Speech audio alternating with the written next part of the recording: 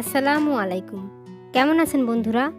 আপনাদের সবাইকে স্বাগত জানিয়ে আমি আমার ভিডিও শুরু করছি। সন্তানদের ঘুমন্ত মুখ দেখার অনুভূতি একটা মায়ের জন্য স্বর্গীয় অনুভূতির সমান। আজ ৯ এপ্রিল ২০২৪ মঙ্গলবার। আজ আমার বিসিএস ক্রাশ প্ল্যানের ৫১তম দিন আর শেষ ১৫ দিনের রিভিশন অনুসারে ডে 5। আমার টার্গেটটা আমি ফিক্স করে নিয়ে পড়তে বসে গেলাম। আমার সময় কিভাবে যায় আমার ভিডিওতে হয়তোবা আপনারা অনেকটাই বুঝতে পারেন, আন্দাজ করতে পারেন, কিন্তু আপনাদের ২৪ ঘন্টা কিভাবে কাটছে সেটা আপনাকেই বুঝতে হবে, জানতে হবে। আমার পূর্বের ভিডিওতে আমি আপনাদের বলেছিলাম যেমন অবস্থায় থাকুন আপনারা শুরু করুন, যতটুকু সময় পান শুরু করুন।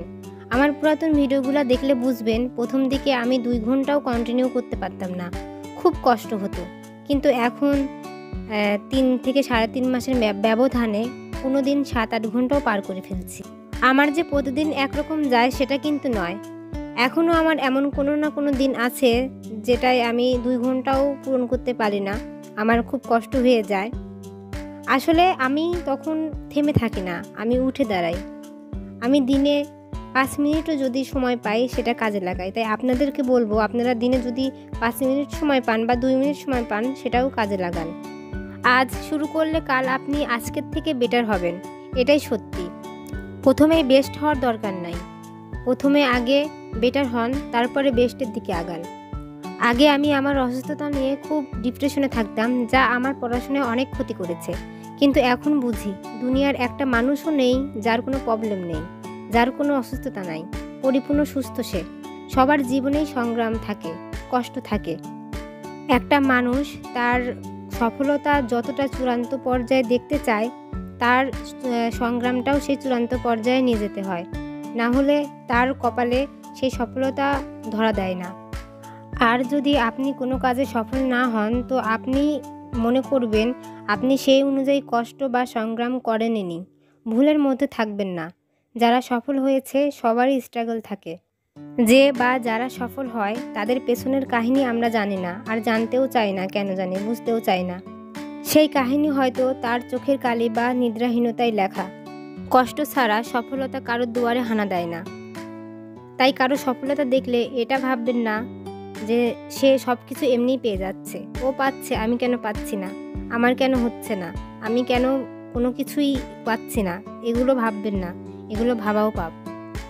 আল্লাহ অবশ্যই পরিশ্রমকারীকে পছন্দ করেন। যারা ধর্মান্ধ তারা ভাগ্যের দোষ দিয়ে থাকে, কিন্তু তারা আসলে রিজিক বা তাকদির সম্পর্কে কোনো আসল সংজ্ঞাই জানে না, তারা অবগতই নয়, শুধু ফাওবাজি করে। ধরুন আমি যদি রুমে বসে থাকি, টাকা কি অটোমেটিক আমার রুমে চলে আসবে? কখনোই না। 99.99% অবশ্যই পরিশ্রম আর বাকিটা ভাগ্য। তাই পরিশ্রমে বেশি ফোকাস করতে হবে, এটাই সবচেয়ে চিরন্তন সত্যি ও সফলতার মূল কাঠি। আজকাল এ সমাজে টাকা উপার্জন না করলে পড়াশোনার কোনো দাম নেই।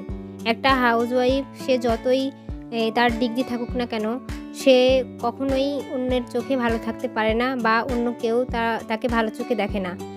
তার সাথে যারা পড়াশোনা করেছে একসাথে, তারাও অনেক সময় তাকে অন্যরকম চোখে দেখে।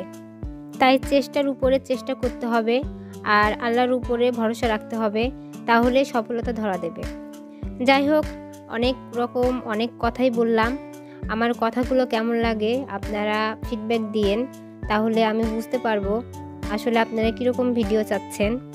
যাই হোক, ঈদের আর একদিন বাকি আছে, আর 10 তারিখে আমার অনেক কাজ থাকবে।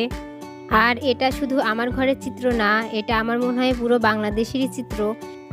ঈদ বা অনুষ্ঠান বা কোনো অকেশনের আগের দিন হয় ঘর বা সব কিছু পরিষ্কার করার দিন, তো আমি কালকে চাইলেও করতে পারবো না। এই ভিডিও আপলোড হতে হতে হয়তো বা ঈদের দিন চলে আসবে। তাই আমার যারা শুভাকাঙ্ক্ষী আছেন, যারা আমার এই নতুন ইউটিউব ফ্যামিলির সদস্য এখনও হননি, তাদের সবাইকে আমার পক্ষ থেকে ঈদ মোবারক। আমার এই ইউটিউব ফ্যামিলির এইটাই হচ্ছে প্রথম ঈদ, তাই এটা খুবই খুবই স্পেশাল আমার জন্য। আর এটার যে কি ফিলিংস সেটা বোঝানোর ক্ষমতা আমার নেই। সাবস্ক্রাইবার একটা হোক বা 1000, আসলে আমার এখন যে ফিলিংসটা হচ্ছে সেটা তখনও হতো, আর সেরকমই থাকতো। আপনারা সবাই আমার জন্য দোয়া করবেন, আমার পরিবারের জন্য দোয়া করবেন। আপনারাও আপনাদের পরিবার পরিজন নিয়ে সুস্থভাবে ঈদ করতে পারেন, এই আশা ব্যক্ত করে আজ আমি বিদায় নিচ্ছি। আল্লাহ আপনাদের নেক আশা পূরণ করুন। সবাইকে আমার পক্ষ থেকে ঈদ মোবারক। আসসালামু আলাইকুম। আল্লাহ হাফেজ। ধন্যবাদ।